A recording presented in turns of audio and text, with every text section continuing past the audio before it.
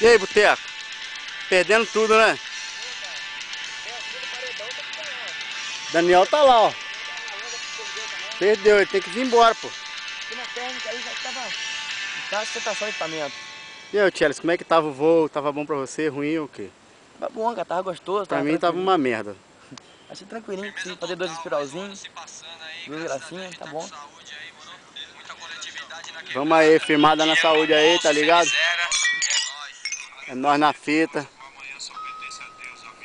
Tchau. É nem chegando fogo, Daniel.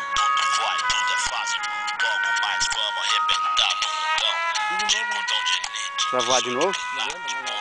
Ele ia pousar na rampa, cara.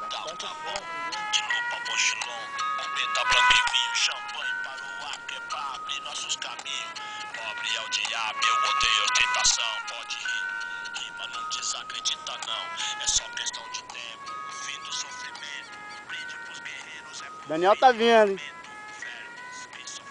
Beleza. Tchau.